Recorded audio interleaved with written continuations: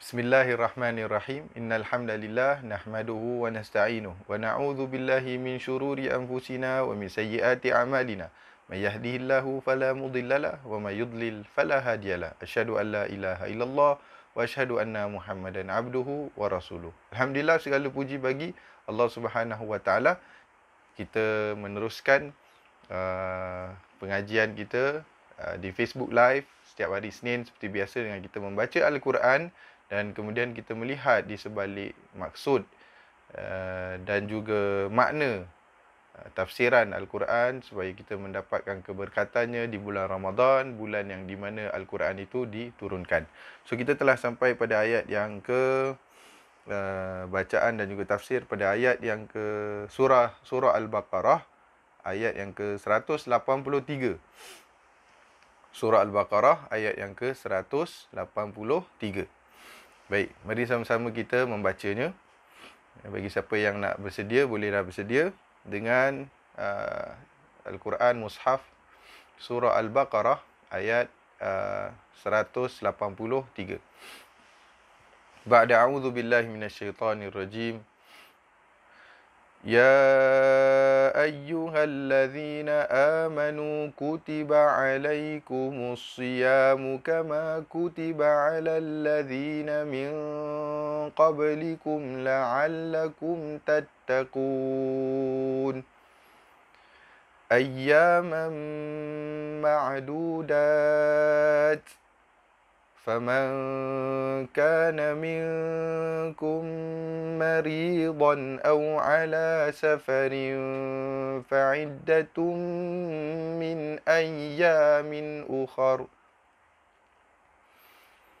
وعلى الذين يطيقونه فدية طعام مسكين فمن تطوع خيرا فهو خير له وأن تصوموا خير لكم إن كنتم تعلمون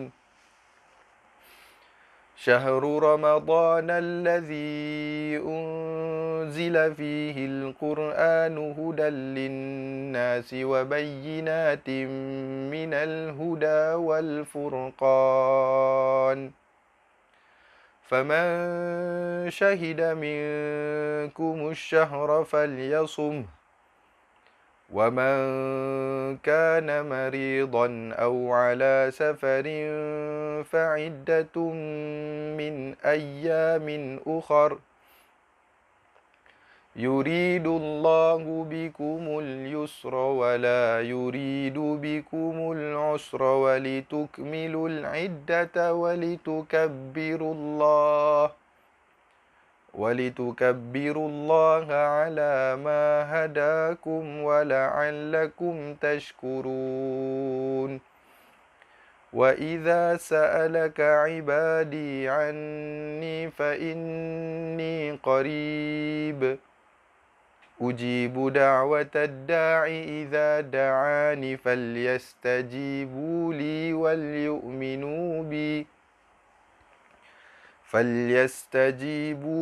وليؤمنوا بي لعلهم يرشدون.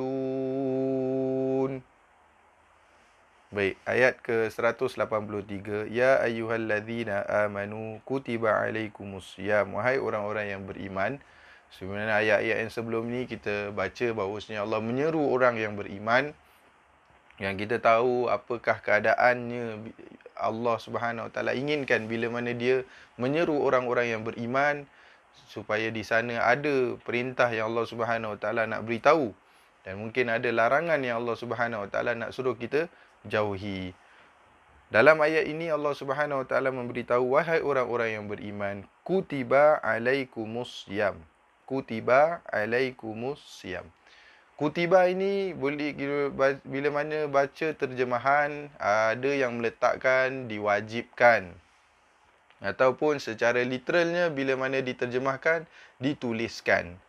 Sebenarnya maksud di dalam tafsiran kutiba alaikumusiyam ini adalah diwajibkan, ya, diwajibkan. Dan juga dari segi tafsiran, uh, Allah Subhanahu Wa Taala memberitahu sebenarnya kalau kita baca ruh ayat ini, sebenarnya bukan macam Allah nak bagi tahu bahawasanya diwajibkan ke atas kamu puasa, macam mesti kamu puasa, jangan tak puasa, kalau tak puasa berdosa dan sebagainya. Tapi kalau kita tengok roh ayat ini, Allah sebenarnya nak bagi tahu seolah-olah bukan macam diwajibkan yang Allah nak bagi tahu, tapi seolah-olah macam kutiba alaikumusiyam, dituliskan kamu ni dipilih. Itu mungkin tafsirannya Allah Subhanahu Wa Taala nak bagi tahu di sini bila mana kita baca tafsir, kamu ni dipilih. You are chosen.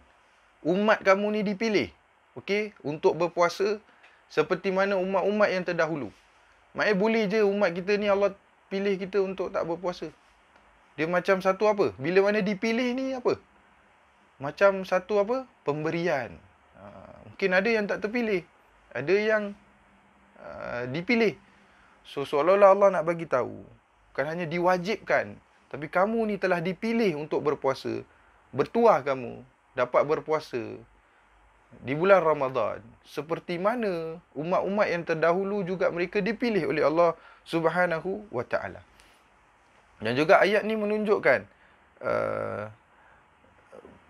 dipilih kerana apa? Kerana bila mana Allah pilih sesuatu untuk kita, mestilah benda tu ada kebaikan. Benda tu ada kebaikan. Maknanya, wahai orang-orang yang beriman, berpuasa, kamu dipilih untuk berpuasa, dan ketahuilah bahawasanya di sebalik puasa itu ada banyak kebaikan dan kelebihan, bukan satu paksaan daripada Allah Subhanahu Wa Taala. So adakah kita ni bila sampai puasa kita pada Allah ni, kita rasa puasa ni bagai macam satu pemberian daripada Allah? Adalah dia, apakah dia satu pemberian? Yes, itu juga perkataannya, pemberian. Pilihan, kita dipilih, dan pilih untuk apa? Mendapat pemberian daripada Allah Subhanahu Wa Taala, hadiah daripada Allah Subhanahu Wa Taala, puasa ni, ya. Dan kenapa dipilih? Kenapa ia satu pemberian daripada Allah Subhanahu Wa Taala? Supaya kerana di sebalik puasa tu banyak maslahatnya, banyak kebaikan untuk kita, bukan satu paksaan untuk menyusahkan kita. Jadi kita sekarang berada di pertengahan puasa, kita mesti merasakan puasa ni sebagai satu nikmat yang sangat besar. Macam kata orang tu, bila dah puasa Ramadan, macam nak seluruh tahun ni Ramadan, dengan nikmat yang ada di sebalik bulan Ramadan. Walaupun dalam keadaan kita di sebalik sekatan-sekatan yang ada sekarang kerana ujian daripada Allah Subhanahu Wa Taala, tapi tetap kita merasakan nikmat berpuasa. Dan juga ayat ni Allah Subhanahu Wa Taala bagi tahu kamu diwajibkan atas kamu, dan Allah compare dengan umat-umat yang terdahulu, macam seolah-olah Allah nak tengok bila mana Allah berikan kita nikmat puasa ni, adakah kita melakukan yang sama ataupun lebih baik. Macam seolah-olah Allah nak suruh kita berlumba-lumba. Umat terdahulu, aku dah wajibkan mereka puasa, mereka pun dah selesai puasa. Umat mereka pun dah berlalu. Sekarang ni macam mana dengan umat kamu? Macam mana dengan diri kamu sendiri? Aku pilih kau untuk puasa ni. Jadi of course bila kita dapat pilihan tu, kita nak buktikan pada Allah Subhanahu Wa Taala bahawasanya kita akan berpuasa dengan sebaik-baiknya. Kita akan melaksanakan amalan ini dengan sebaik-baiknya. Kemudian Allah Subhanahu Wa Taala memberitahu hikmah di sebaliknya. Diwajibkan ke atas kamu berpuasa di mana umat yang terdahulu, Allah bagi tahu apa tujuan dia. Apa tujuan dia? La'allakum tattaqun, supaya kamu menjadi orang-orang yang bertakwa. Supaya kamu menjadi orang-orang yang bertakwa. Apa maksud takwa? Apa maksud takwa? Takwa ni kalau kita nak simplifykan dia, nak mudahkan maksud takwa ni adalah satu, melakukan apa yang Allah suruh. Apa tu takwa? Nombor satu, melakukan apa yang Allah suruh. Tu nombor satu. Yang kedua, meninggalkan apa yang Allah larang. Itu basically adalah takwa. Apa itu takwa? Buat apa yang Allah suruh, tinggalkan apa yang Allah larang. Siapa yang banyak buat apa yang Allah suruh, dialah paling banyak takwa. Siapa yang banyak tinggalkan apa yang Allah larang, dialah orang yang paling takwa dalam hidup kita, dalam masa kita, tiap-tiap hari. Pagi kita bertakwa ke tak? Petang kita takwa tak? Malam kita bertakwa ke tak? Macam mana nak tahu? Based on berapa banyak suruhan Allah yang kita buat dan berapa banyak larangan Allah yang kita tinggalkan. So Allah bagi tahu, puasa ni supaya kamu menjadi orang yang bertakwa. Supaya kamu jadi orang yang bertakwa. Macam mana dengan berpuasa ni, bulan Ramadan ni, kita boleh menjadi orang yang bertakwa?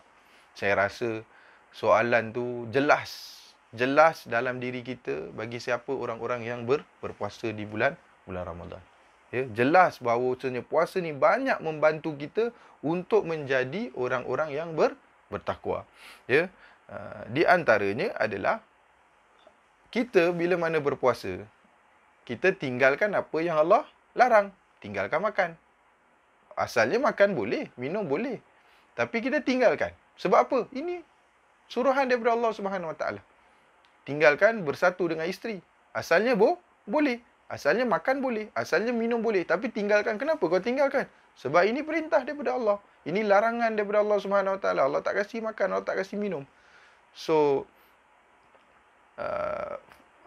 fahaman daripada hikmah di sebalik larangan Allah Subhanahu Wa Taala ni, kalau boleh kamu tinggalkan makan, kalau boleh kamu tinggalkan minum, kalau boleh kamu tinggalkan apa yang Allah larang ketika mana kamu sedang berpuasa, makna dia kamu boleh tinggalkan larangan-larangan Allah yang lain.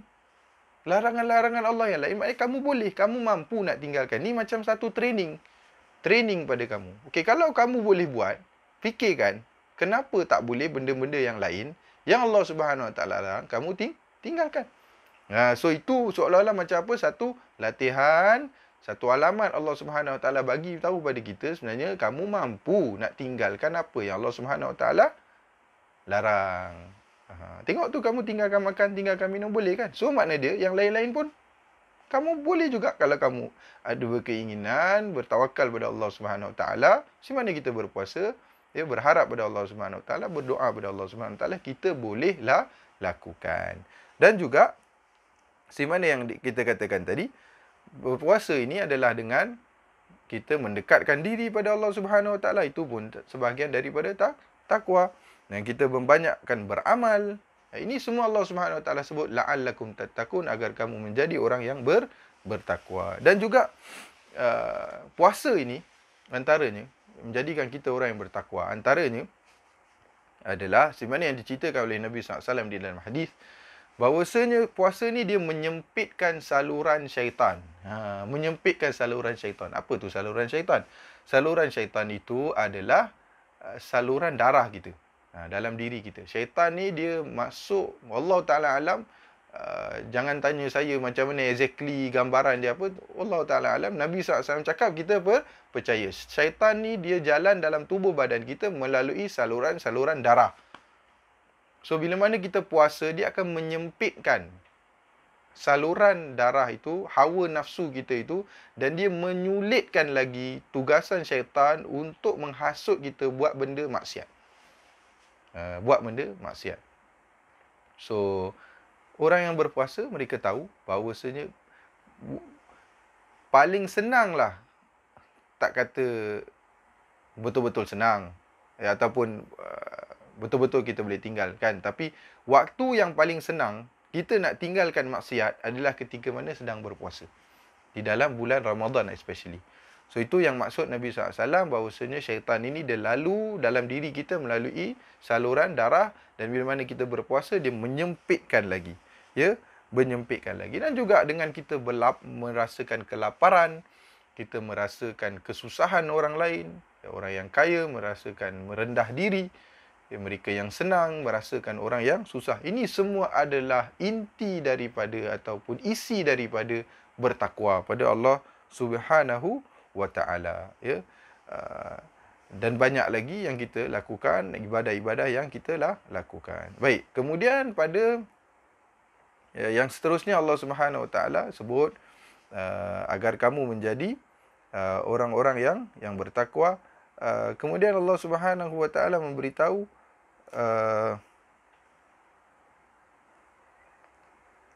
baik. Seterusnya Allah Subhanahu Wa Taala memberitahu bahawasanya puasa ini adalah ayyaman ma'dudat. Ayyaman ma'dudat. Ayyaman ma'dudat ini maksudnya adalah ia adalah beberapa hari yang tertentu. Ini menunjukkan bahawasanya puasa ni dia cuma sebahagian saja daripada setahun. Bukan sepanjang. Allah sebenarnya nak bagi tahu yang puasa ni mudah, bukan susah. Dan dia sebenarnya sebahagian saja yang Allah wajibkan. Dia bukan, walaupun kita rasa macam 30 hari tu hari yang panjang, dia macam berat untuk kita, tapi tak, sebenarnya dia mudah. Kita mesti set dalam minda kita bahawasanya apa saja ibadah yang Allah beri pada kita adalah mengikut kemampuan kita. Ayyaman ma'dudat, iaitu hari yang sedikit saja daripada dalam setahun tu Allah kasih pada kita. Sebulan saja Allah wajibkan kita untuk puasa. Dia sebenarnya bukan satu bebanan, tapi satu keringanan daripada Allah Subhanahu Wa Taala. Dan buktinya Allah Subhanahu Wa Taala memberitahu bahawasanya siapa yang sakit, ya, dan kita tengok dalam ayat ni Allah Subhanahu Wa Taala terangkan, siapa di antara kamu yang sakit ataupun dia musafir, maka bolehlah dia gantikan pada hari yang lain. So, ada keringanan dalam puasa ni. Keringanan bagi siapa? Yang pertama, minkum maridan. Man kana minkum maridan. Siapa sakit? Ya, au ala safarin, atau dia musafir. Dan dengan dia musafir itu menyulitkan dia untuk berpuasa, maka bolehlah dia berpuasa pada hari lain. Fa'iddatun min ayyamin ukhar. Pada hari lain, iaitu hari lain selain Ramadan. Hari lain selain Ramadan. Berarti perlu apa? Perlu qada. Perlu qada. Wa 'alal ladzina yutiqunahu fidyatun ta'amu miskin. Siapa yang dia tidak mampu,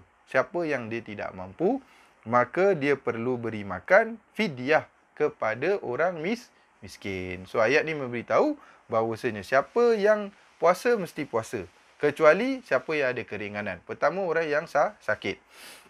Kedua adalah orang yang musafir.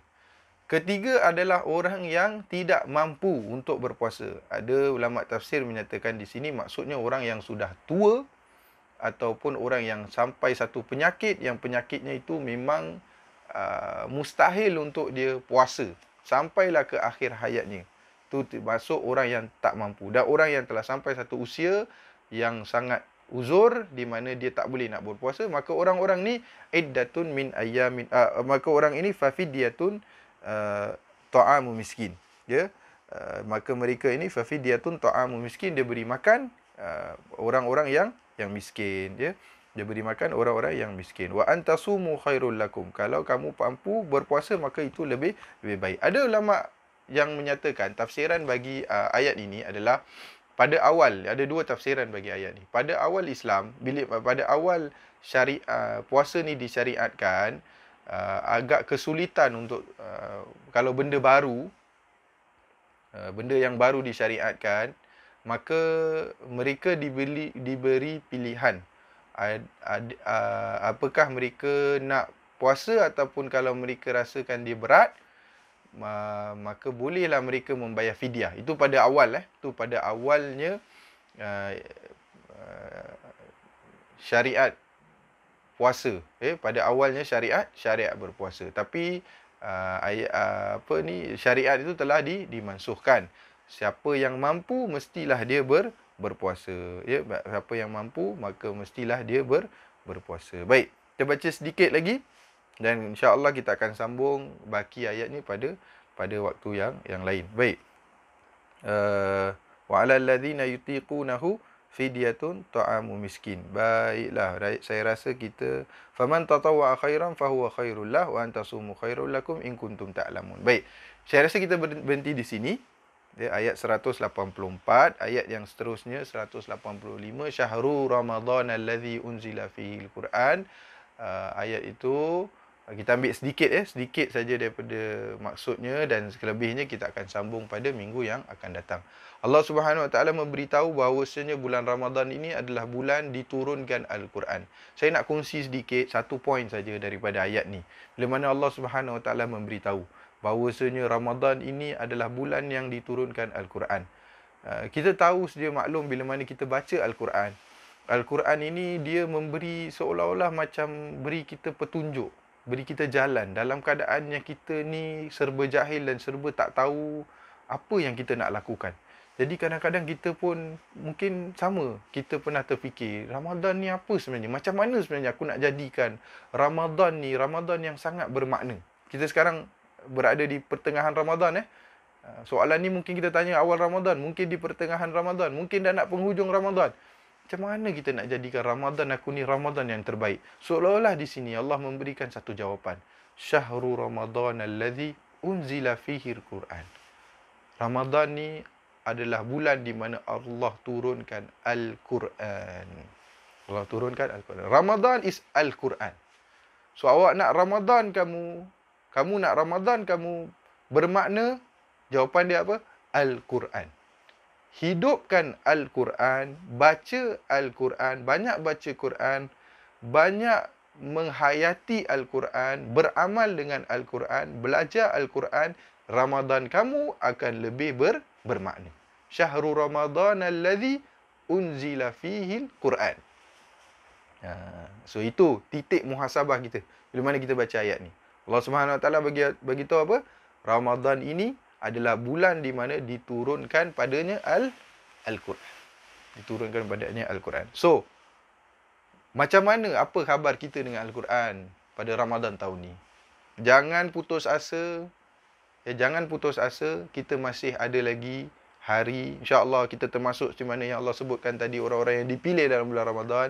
Jadikan Ramadan kita bermakna dengan Al-Quran. Dengan Al-Quran. InsyaAllah Ramadan kita akan bermakna sampailah ke penghujungnya. Wallahu taala alam bisawab. Kita berhenti pada ayat tak habis baca tadi, ayat 185. Kita akan sambung pada pertemuan yang akan datang. Seperti biasa, kita berpindah kepada fake doa dan zikir. Kita berpindah kepada fake doa dan juga zikir. Bab yang ke 81. Siapa yang nak bersedia dengan kitab Fiqh Doa dan Zikir, dipersilakan. Muka surat 519. Muka surat berapa? 519. Bab yang ke-81. Baik. Bab yang ke-81, ghulu, berlebihan terhadap kubur-kubur orang yang soleh dan menjadikannya berhala-berhala yang disembah. Dia sebenarnya kita nak faham bab ni, sebenarnya berlebihan terhadap kubur-kubur, kalau kita dah baca maksud di sebalik bab ni ataupun isi kandungan bab ni, berlebihan kepada orang soleh dan berlebihan pada kubur mereka akan membawa kepada menjadikannya berhala yang disembah. Jadi mesti faham kita ni dua stage ni. Stage yang pertama, berlebihan ni maksud apa? Lebih daripada yang sepatutnya. Orang soleh ni ada tak hak kita pada diorang? Of course ada. Orang soleh ni, wali Allah ni, orang yang disayang oleh Allah Subhanahu Wa Taala. Orang yang alim, kita mesti hormat mereka, kita mesti sayang mereka. Sayang kepada orang soleh adalah sebahagian daripada iman kita. Menyakiti orang soleh itu menunjukkan kurangnya iman kita, tapi melebihi yang sepatutnya. Melebihi. Mesti faham kat situ. Bukan maksud Allah larang kita untuk ada apa-apa penghormatan kepada orang soleh. Tak, malah kita dituntut untuk menyayangi orang soleh, menghormati orang soleh. Tapi jangan berlebihan. Berlebihan kepada mereka, dan kemudian bila mana mereka mati, berlebihan pada kubur mereka. Berlebihan pada kubur mereka. Kubur tu ada hak ke tak? Of course, kubur pun ada hak. Bukan hanya kubur orang soleh, kubur orang yang tak soleh pun ada hak juga. Ada hak juga. Ya, selagi mana kubur orang Islam, alah apa saja kubur sekalipun, ada hak kita untuk menghormati kubur. Tak boleh buat sembarang-sembarang. Tapi kalau berlebihan daripada orang saleh, berlebihan daripada kubur, dia akan membawa kepada apa? Authanun tu'bad ataupun wathanun yu'bad. Menjadilah ia berhala-berhala yang disembah. Benda ni terbukti dalam sejarah. Terbukti dalam sejarah kalau kita tengok kisah Nabi Nuh alaihi salam dan apa yang berlaku selepasnya. Seperti mana yang difirmankan oleh Allah Subhanahu wa taala dalam surah Nuh. Ya, di dalam surah Nuh ada menyebut nama-nama orang. Ya, ada menyebut nama orang. Kalau kita tengok di situ muka surat 519 ya. Muka surat 519. Allah Subhanahu wa taala memberitahu tentang nama-nama orang. Yang dikatakan orang ini adalah daripada umat Nabi Nuh. Nama apa? Wa qalu la tadharunna alihatakum wa la tadharunna waddan wa la suwa'an wa la yaghutha wa ya'uqa wa nasra wa qad adallu katsira. Mereka berkata, jangan kamu tinggalkan sembahan-sembahan kamu dan jangan kamu tinggalkan sembahan Wad, Suwa', Yaghuth, Ya'uq dan Nasra. So, orang-orang ni nama orang ni. Wad, Suwa', Yaghuth, Ya'uq dan juga Nasr. Ini sebenarnya yang diriwayatkan dalam hadis Imam Bukhari, yang diriwayatkan dalam sahihnya daripada Ibnu Abbas, dia berkata, ini adalah nama-nama beberapa lelaki-lelaki soleh dari kaum Nuh. Ketika mereka wafat, syaitan mewahyukan kepada kaum mereka untuk hendaklah kamu menancapkan di majlis-majlis yang mereka biasa duduk padanya patung-patung. Dan berilah nama sesuai nama-nama mereka. Mereka pun melakukannya namun belum disembah. So ketika selepas mereka meninggal, syaitan ni sebenarnya kita nak tahu tujuan syaitan, tujuan iblis, dia nak kita sembah selain daripada Allah. Dia nak kita apa? Sembah selain daripada Allah. So ketika zaman Nabi Nuh alaihissalam ni, ataupun ada orang-orang soleh ni, selepas tu kalau mereka, syaitan ni pun bukan bodoh, mereka pun bijak juga. Ya, mereka bijak, mungkin lebih bijak daripada kita. So syaitan ni dia kata, kalau aku suruh mereka terus sembah, mereka mesti takkan lakukan. So berperingkat-peringkat, tipu helah syaitan. Tipu helah syaitan.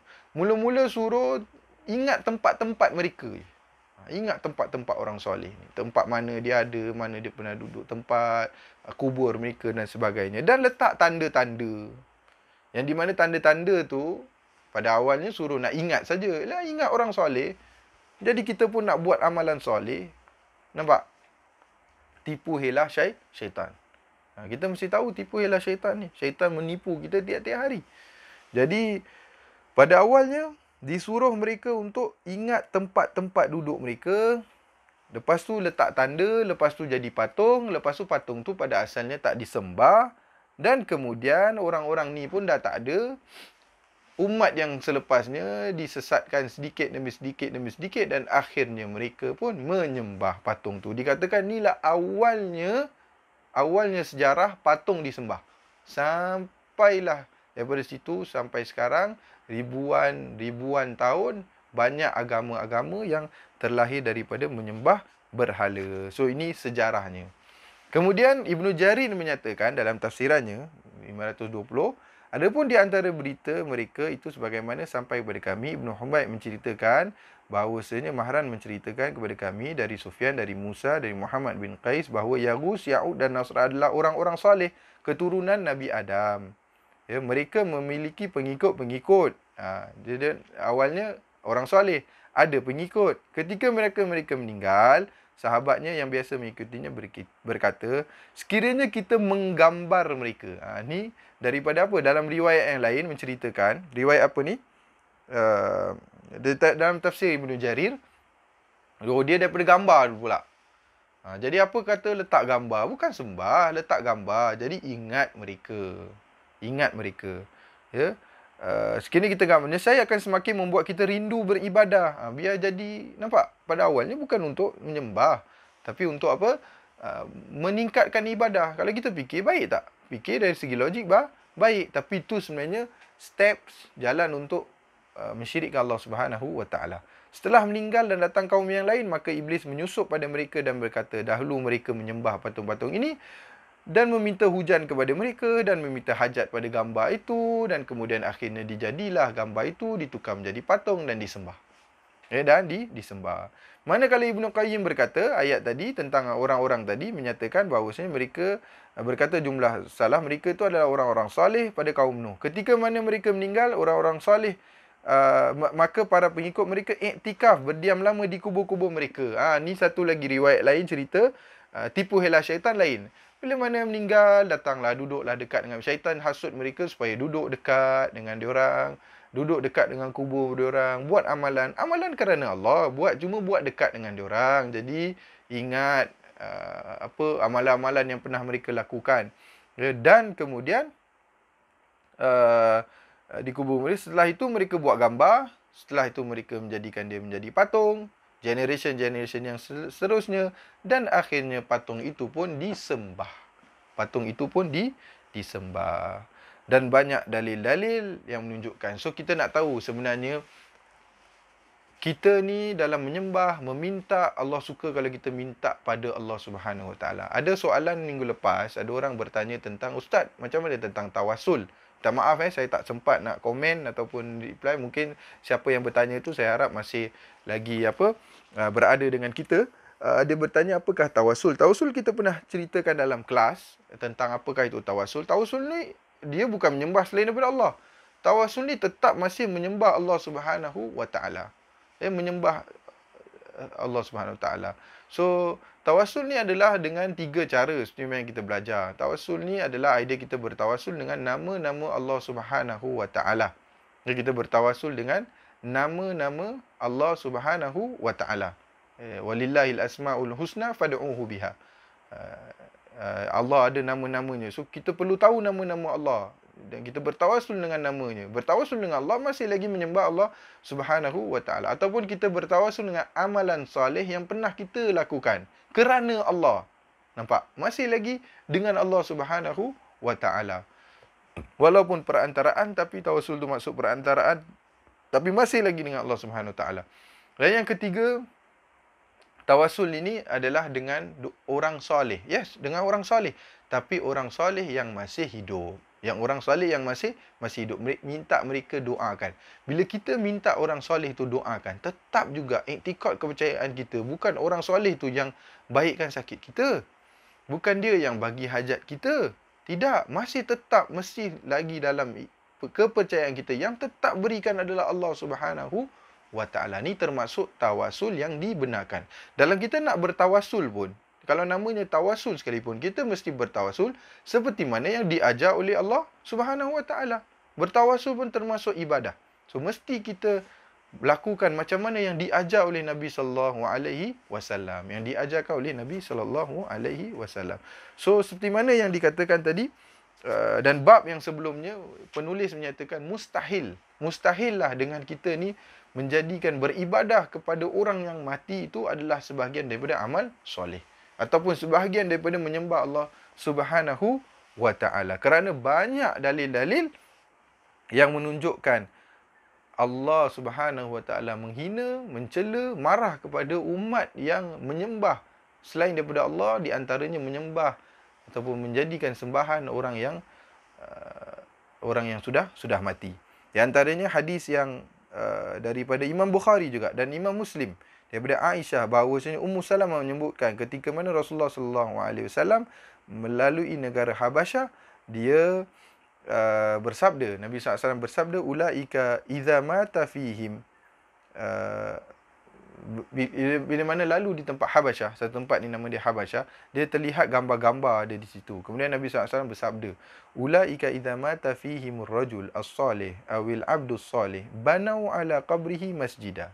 Mereka tu apabila mana ada orang soleh meninggal, ni tabiat orang pada umat pada zaman tu, bila mana meninggal dia, mereka akan bangunkan kubur di tempat ataupun bangunkan masjid di tempat mereka meninggal. Sebenarnya masjid ni kita bangunkan apa? Wa anna masajida lillah. Masjid ni kita bangunkan kerana Allah Subhanahu wa taala. Bukan sebab ada orang meninggal kat situ, oh tempat ni baik kita bina masjid, bukan. Ya, tapi kita bangunkan kerana Allah, wakaf kerana Allah. Ya, lalu menggambarkan padanya gambar-gambar tersebut, Allah Nabi SAW beritahu, ulaika syirarul khalqi indallah. Mereka itu adalah seburuk-buruk ciptaan di sisi Allah Subhanahu wa taala. Dan banyak lagi dalil-dalil yang lain yang kita lihat, boleh kita baca ya. Di sini banyak menunjukkan bahawasanya Allah Subhanahu wa taala sangat marah bila mana kita menjadikan kubur itu tempat sembahan ataupun apa lagi sembah kepada kubur. Jelas lagi nyata di dalam dalil-dalil, dan para ulama semua melarang kita untuk menyembah kubur, ya. Dan bukan itu saja, kita mesti faham, bukan hanya menyembah kubur, tapi apa saja amalan yang boleh bawa kepada menyembah kubur itu pun dilarang oleh Allah Subhanahu wa taala. Ya, dilarang oleh Allah Subhanahu wa taala. Sebenarnya bab-bab yang kita baca sebelum ni, para sahabat mereka mengambil jalan yang tegas. Apa saja yang boleh bawa kepada menyembah kubur, mereka akan tutup pintu-pintu itu. Bolehlah kita baca ya dalil-dalil yang ada di dalam ni. Saya nak ajak kita terus kepada kesimpulan. Pergi pada muka surat 524. So, jangan kita salah sangka bila mana kita baca bab ini, bukan bererti orang-orang soleh ni tak boleh kita agungkan mereka. Tak boleh kita angkat mereka, sanjung mereka. Boleh. Tetapi jangan melebihi yang sepatutnya. Jangan melebihi yang sepatutnya. So, kita baca kesimpulannya. Dan kubur pun sama juga. Bukan bererti bila mana kita baca bab ni, kita tak boleh pergi kubur langsung. Tidak. Malah Allah Subhanahu Wa Taala, Nabi SAW ya, menggalakkan kita untuk pergi kubur. Ya, berziarahlah kubur, kerana kubur itu mengingatkan kamu tentang kematian. InsyaAllah lepas Covid lah nanti. Sekarang ni tak boleh apa? Tak boleh pergi kubur, tak silap saya, kalau tak ada alasan yang munasabah. Tapi ziarahlah kubur. Kubur ni mengingatkan kamu tentang kematian. Tapi jangan melebihi yang sepatutnya kamu lakukan. Jangan kita salah faham bab ni. Bab ini bukan untuk kita terus tidak ada apa-apa hubungan dengan orang soleh, tidak. Ataupun tak ada apa-apa dengan kubur, tidak. Kita tetap ada amalan-amalan sana yang diajar oleh Nabi SAW di kuburan, seperti kita mendoakan orang-orang di kubur, ziarah kubur, ingat mati. Itu kesimpulannya. Cuma jangan melebihi, kerana melebihi pada kuburan, ini boleh membawa kepada menjadikan kuburan itu seolah-olah tempat penyembahan. Dan ini berlaku pada umat-umat yang terdahulu. Dan Nabi SAW bagi tahu supaya kita tidak mengulangi kesilapan yang dilakukan oleh umat-umat yang terdahulu. Baik. Dari penjelasan terdahulu menjadi jelas. Kita tengok muka surat 524, perenggan yang paling bawah.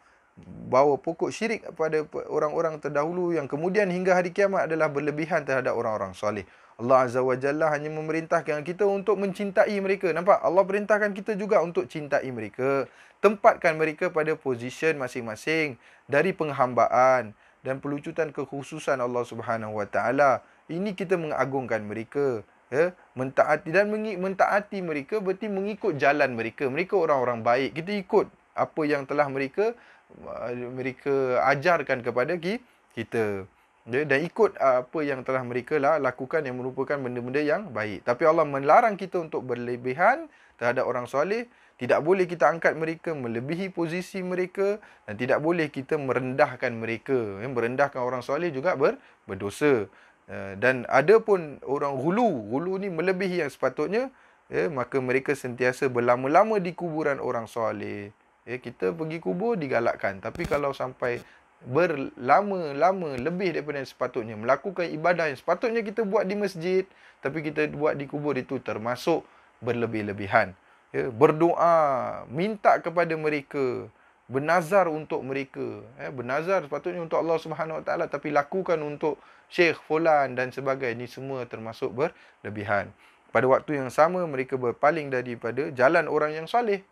Orang yang buat ni, pada orang soleh ni, ya, orang yang buat ni, mereka sangkakan mereka buat benda yang orang soleh tu suka. Tapi sebenarnya benda tu orang soleh tu pun tak pernah ajar. ketika mana dia sedang hidup.